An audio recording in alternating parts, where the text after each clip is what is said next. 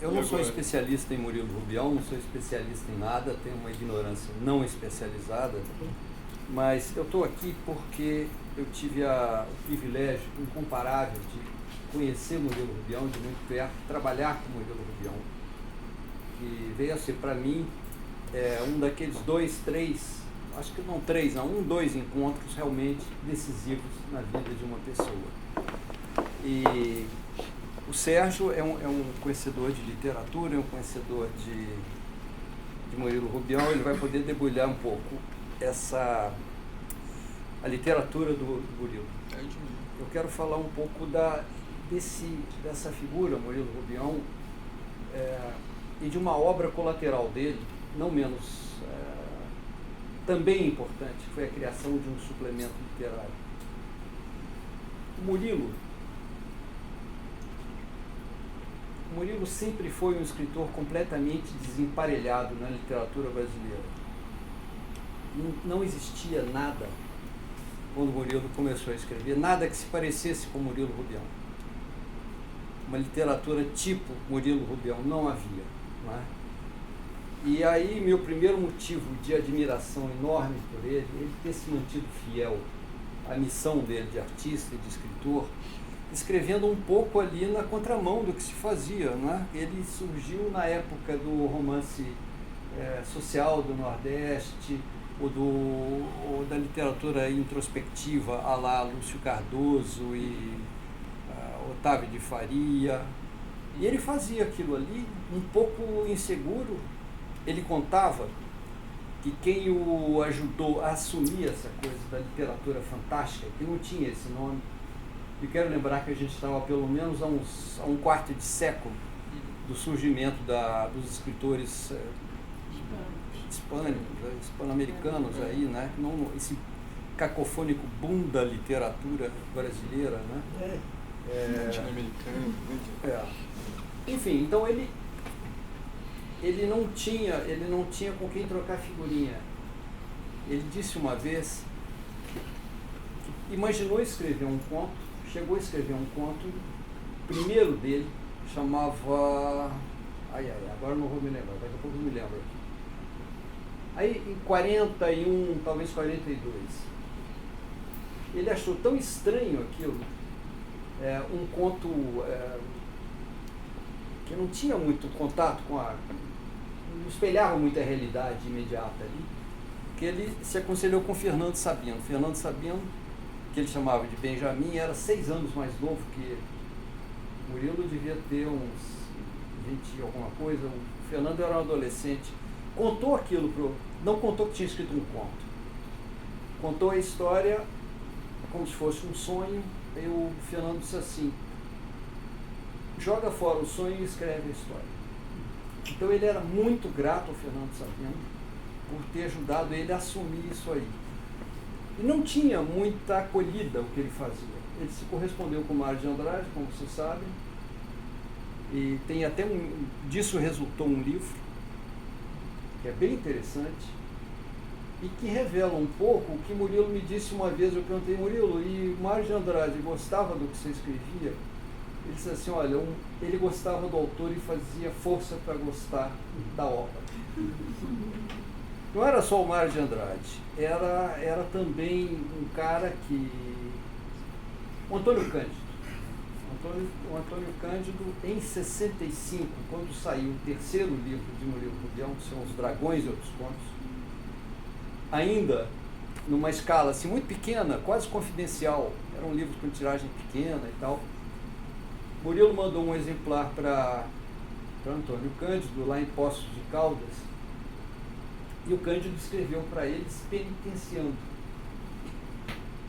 Cara, eu li você quando você publicou seu primeiro livro, que é O Ex-Mágico, de 1947, e eu achei interessante, mas apenas interessante. Eu não saquei o valor que você tem, que já tinha naquela época, e me penitencio por isso aí, te reconheço como um dos caras de ponta aí da literatura do nosso tempo. Foi Antônio Cândido exatamente que ajudou a começar a tornar conhecido Murilo Rubião, que de resto era um homem muito discreto, Ele não era um cara assim mostrador, você não via ele em badalação, você não via ele em rodas literárias, que era muito comum, né? Ele era desemparelhado na idade com a turma mineira, essa do Fernando Sabino, Lara Rezende, Pellegrino, Paulo Mendes Campos.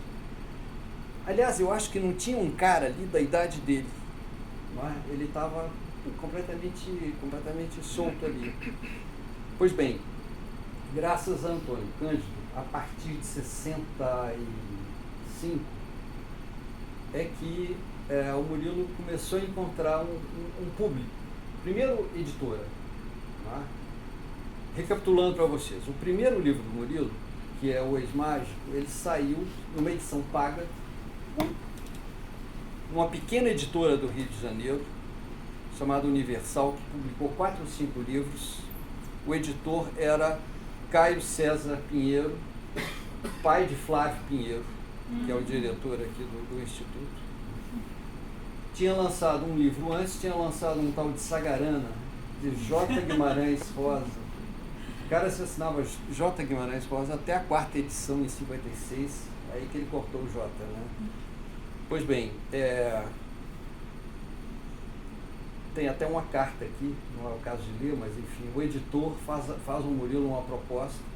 O Murilo tinha tido 6 recusas de editores, ninguém queria publicar aquela coisa esquisita, né?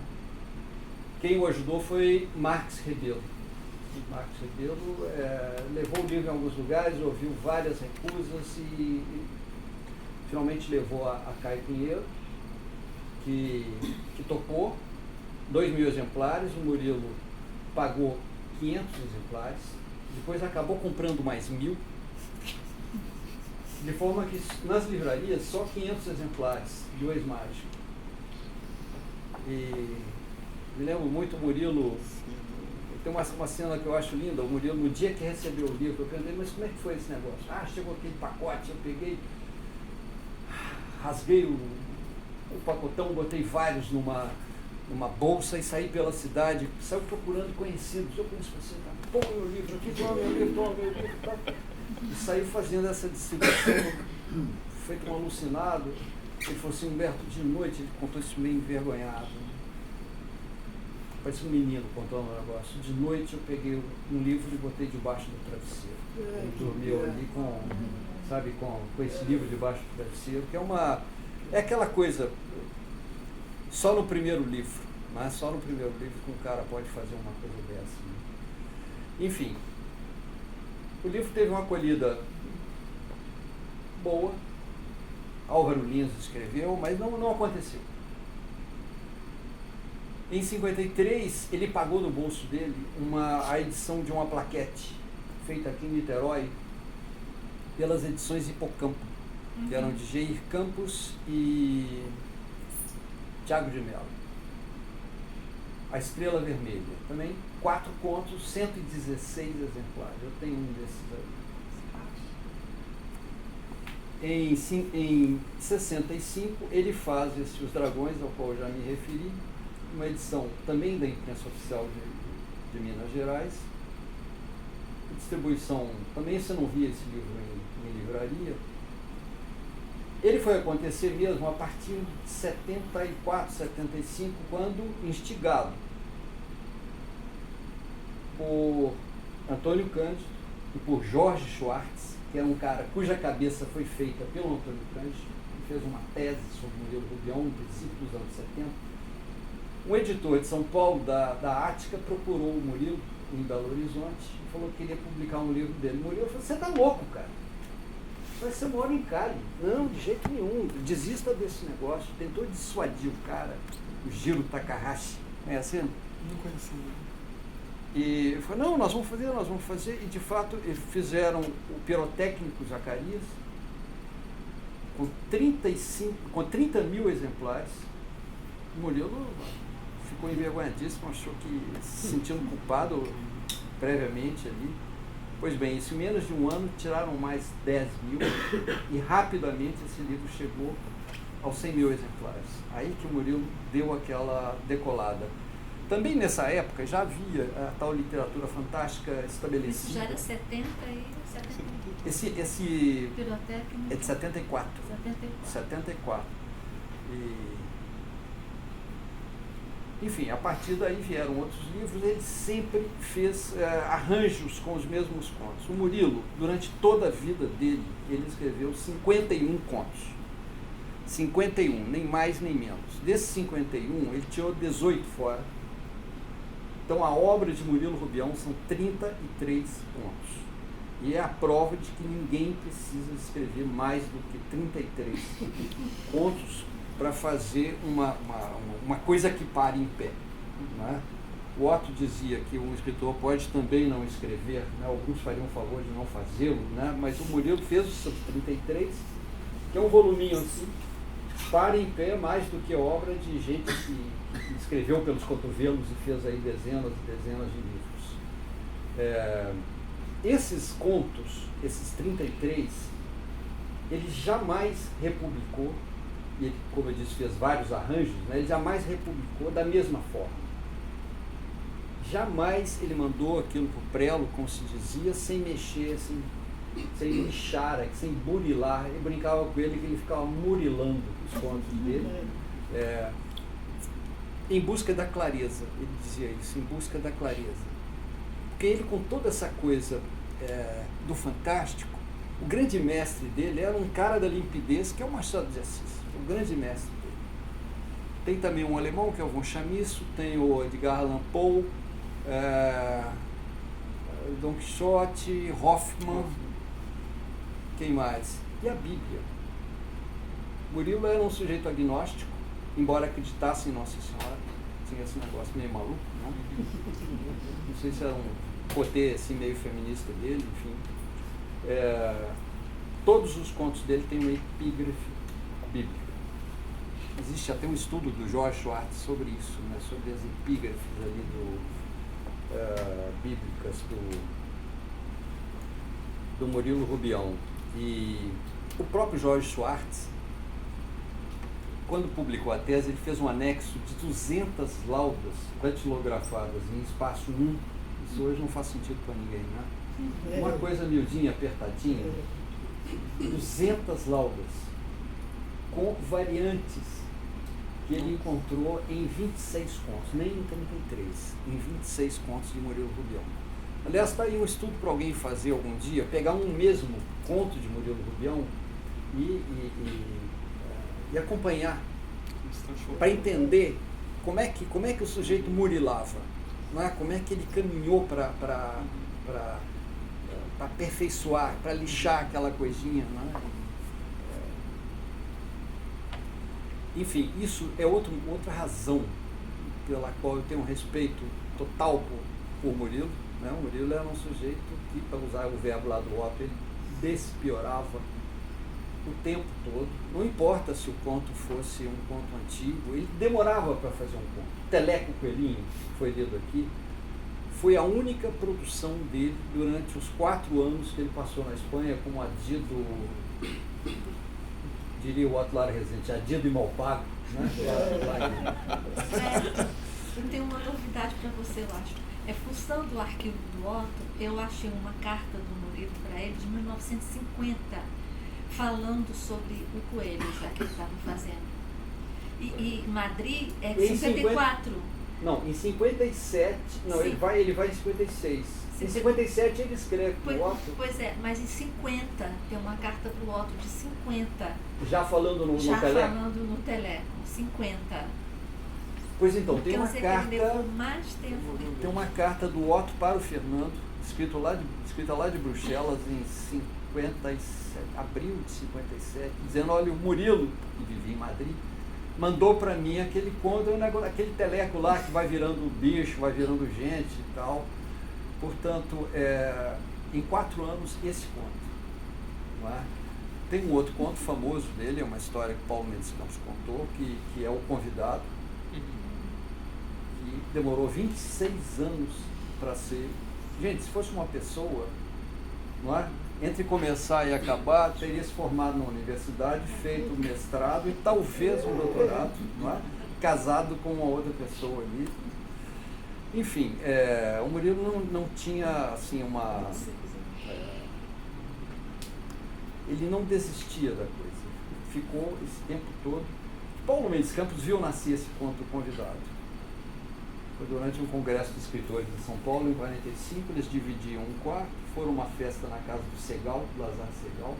Diz que o Murilo ficou sorumbático lá o tempo todo. Quando voltou, botou o pijama, um roupão em cima, fora. Desculpe aí se eu te incomodar com a luz da mesinha aqui, eu vou escrever um conto. E aí se passaram 26 anos. Enfim, depois eu falo se vocês tolerarem ainda, sobre o suplemento, criação de suplemento, que é uma obra importante. Bom, primeiro, super boa noite, obrigadíssimo pelo convite para participar dessa homenagem ao Murilo Rubião. Eu também não sou, na verdade, um especialista em Murilo Rubião, eu escrevi um ensaio sobre esse escritor incrível a convite do Humberto. O Humberto não disse, eu acho, né, que ele organizou uma das últimas edições completas da obra do Murilo Rubião na Companhia das Letras. Quanto tempo faz? Uns 10 anos? Mais um pouco? Faz 10 anos. Eles pediram que dividisse a obra dele em 3 volumes. A Elvia estava segurando um ali, lindinho. Tem 2 ali. Tem 2, Você fez aqui da Casa do Girassol Vermelho. Humberto, você organizou, né, dividiu esses 3 volumes, mas você fez uma organização própria, porque eles não correspondem aos livros. Não. Assim como cada pirotécnico Zacarias que você pegar, organizado pelo Murilo, tem uma configuração diferente. Entra conto, sai conto. E Humberto convidou para cada volume uma pessoa para fazer o Jorge Schwartz, você, Vilmareias, né? Vilmareias, Jorge Schwartz e eu. Né? Então eu aceitei esse convite, é impossível recusar, né? Mas eu não sou de fato um especialista em Murilo Rubião, só fiquei super apaixonado, né? Eu fazia doutorado nessa época, né? Foi um dos projetos que atrapalharam bastante o doutorado, que nada tinha a ver com isso. E eu me mergulhei, né, com muita paixão. Acredito que vocês sentiram um pouco desse frisson que causa o Murilo Rubião, agora com a leitura, né? Aliás, magnífica, uma voz tão bonita da Elvia, né? Sotaque nordestino, assim, ficou bem. Muito bem, né? Eu depois queria que você lesse vários outros, assim, porque, inclusive, quer dizer, o Humberto frisou muito esse aspecto do Murilo Rubião como um reescritor, né? Murilando permanentemente.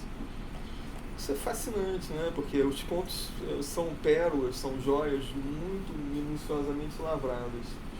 E quando Humberto menciona o Machado de Assis, acho muito pertinente, embora a abordagem do conto, né, estilisticamente, né, é bastante diferente.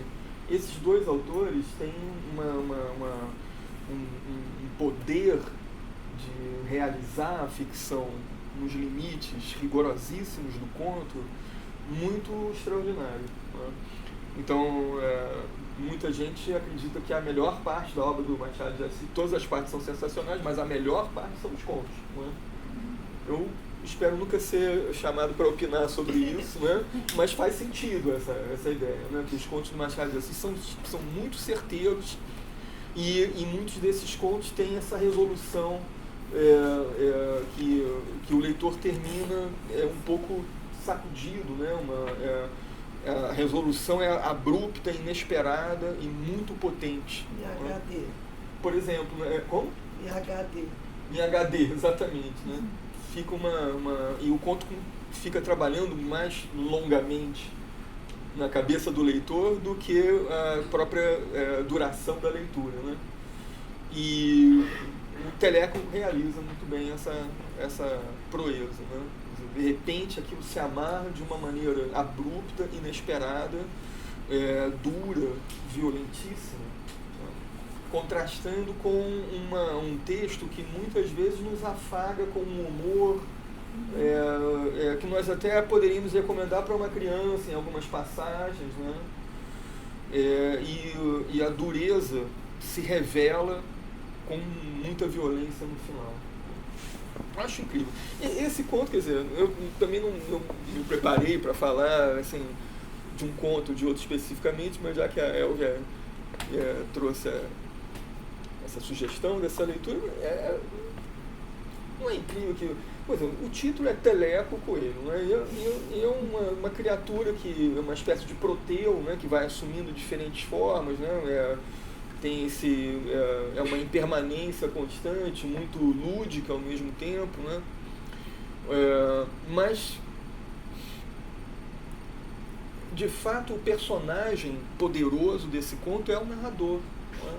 Acredito que todos perceberam isso, quer dizer, essa figura que reage com uma extrema irritação ao ser interpelado por um outro, não é? Com alguma demanda que tira ele da sua coleção de selos, de uma rotina em que ele está muito acomodado com a sua com aquela ilusão de autossuficiência, não é?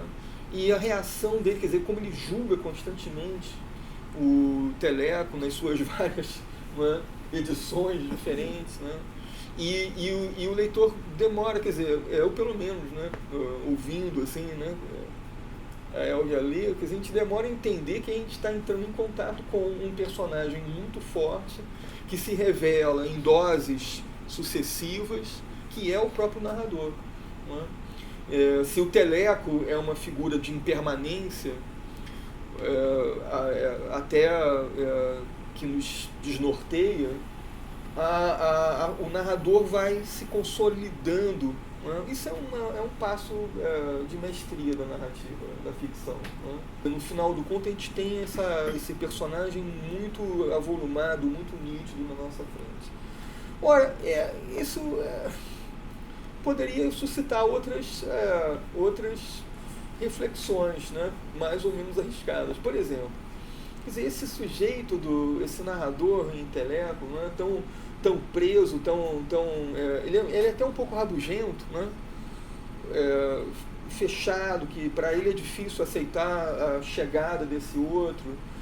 Ele tem que julgar esse outro. Quando vai embora é como se fosse um alívio, mas tem uma paixão, e é um alívio que vem junto com o sofrimento, né? As emoções são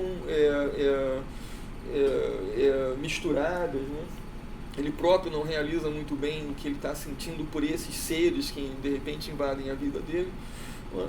Esse sujeito poderia ser um contista, né? Eu não estou fazendo nenhuma aproximação assim entre, não é, o narrador e a pessoa empírica do Murilo Rubião, né?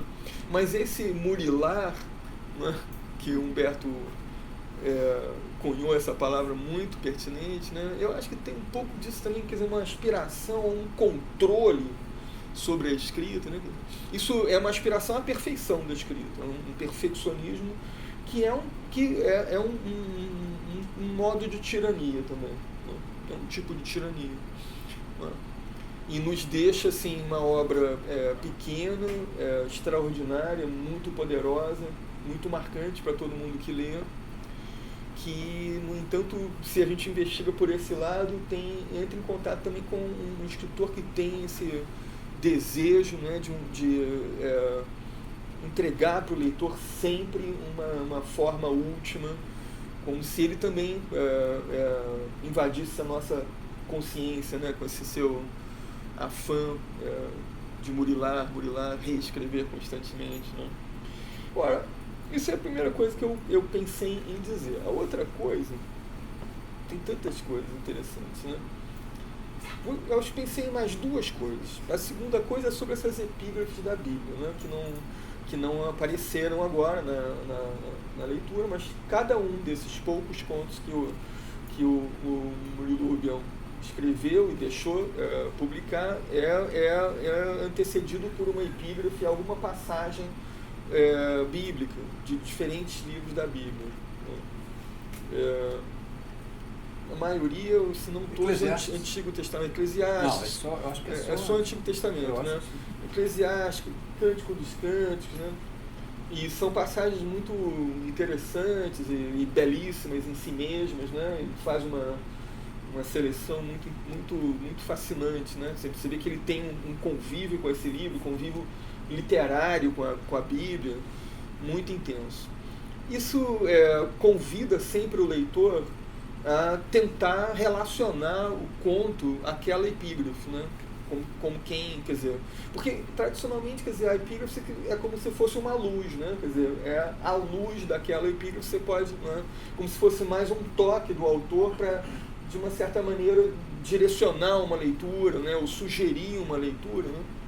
Então a expectativa que uma epígrafe cria, em princípio, é essa, né? E uma parte do trabalho mental do leitor é tentar juntar as pontas, né? E esse é um trabalho que frequentemente não dá certo. Né? Com o Murilo ali. Com o Murilo não dá certo, porque é um mistério a mais, é uma luta a mais. Isso enfatiza um lado de abertura da ficção, né? Muita abertura. Quer dizer, não seria um tolo aquele crítico que propusesse uma versão cabal, definitiva, que conciliasse aquelas epígrafes com cada conto, né? Elas não estão ali para isso, elas estão ali mais para abrir a leitura e para atirar o leitor nessa insegurança mesmo. Eu tenho que participar disso aqui, né? Ora, quando eu escrevi a convite do Humberto, minha primeira preocupação foi tentar afastar a minha abordagem de uma tendência muito rápida que pode acontecer de associar o Murilo Rubião ao Kafka, né? Exatamente pela capacidade da escrita contida, da construção desse efeito de Unheimliche, como diria o Freud, né? Uma familiaridade inquietante, né? Familiar e não familiar, quer dizer, ao mesmo tempo você reconhece todas as situações, mas tem alguma coisa ali que é absurda, que não pode ser admitida como real, né? Então há uma tendência à aproximação entre esses dois autores, né? E eu, sem entender eu mesmo, nem sei se entendi já completamente, um pouco por instinto, assim, queria me precaver contra isso, né? E tentar procurar, então, o que seria o específico do Murilo Rubião nisso, né? Aí fui ler algumas coisas, né? E li esse escrito do Mário de Andrade, né? Porque, como o Humberto disse, o Murilo Rubião se correspondeu com o Mário de Andrade, que leu os primeiros contos, né? Fez comentários interessantes, e tem esse escrito do Mário de Andrade que ele fala na habilidade que o Murilo Rubião tem para impor o caso irreal, né? Eu acho que todo mundo sentiu isso aqui, né? Quer dizer, de repente aquele coelho fala, se transforma, mas nós aceitamos, quer dizer, esse absurdo com muita espontaneidade. Isso faz parte da perícia técnica dele de escritor, né? E o Mário de Andrade, arguto, certeiro como ele era, né, não deixou de observar isso logo. Então, é possível que ele tenha sido o primeiro a falar em Kafka, né, a respeito do Murilo Rubião. Ele compara, né, se não me engano, essa perícia, essa capacidade de impor na mente do leitor, na consciência do leitor, o absurdo, de maneira que o leitor aceite aquela narrativa, né, como o Kafka era também capaz de fazer. E eu acho que isso é verdade, né? Não discordo do Mário de Andrade. Ocorre que isso é apenas um começo de conversa, né? Então eu fui pensar e depois eu li um texto do... Aí, bom, então eu vou ler um pouco sobre o Kafka também, né? Já que eu estou inseguro com esse negócio e tal, será que é mesmo Kafka, não é? Né? E depois você disse que o Rubião tinha declarado que nem tinha lido Kafka ainda, né? Mas pouca gente conhecia, né? O Mário tinha lido. Pouca gente, E aí eu fui ler coisas aleatórias, até que eu tinha em casa mesmo sobre Kafka, e li um ensaio curto do Oden, até, sobre o Kafka, e o Oden fala nos escritos mais concisos do Kafka, ele usa a figura de uma parábola. Ele até usa uma expressão que me impressiona assim, um pouco, que ele chama a parábola pura, né? Quer dizer, que a forma dessa escrita mais concisa do Kafka é uma forma parabólica, é parábola. E aí eu imediatamente falei, quer dizer, então, para mim mesmo, quer dizer, eu acho que, de fato, o Murilo Rubião, a escrita dele também tem esse caráter parabólico, porque é como se fosse um mundo à parte, né? Um mundo no qual acontecem coisas que neste mundo aqui só seriam percebidas como absurdas, né? Ele é um mundo à parte, como o sonho, por exemplo, é um mundo à parte, né? E aí eu me meti muito nessa ideia da parábola. A minha maneira de separar o Murilo Rubião do Kafka é porque eu acho que o Kafka está interessado na opressão sofrida pelo indivíduo diante de estruturas esmagadoras, né, exteriores a ele. Né? Por exemplo, a burocracia, o Estado, né, a expectativa da sociedade sobre cada um, a imposição de uma norma social, uma conduta, né? E eu acredito que na ficção do Murilo Rubião, na centralidade está também a opressão do sujeito, mas sofrido desde dentro dele, né? O desejo, principalmente. Né? Se eu pudesse escolher uma palavra para digamos assim, ser a grande chave que possa abarcar a totalidade, eu arriscaria dizer, a totalidade desses contos, né, é o desejo, não é? A necessidade de enfrentar esse caráter de incompletude, de falta, de insatisfação consigo próprio, né? O desejo e as consequências do desejo na vida do sujeito, né?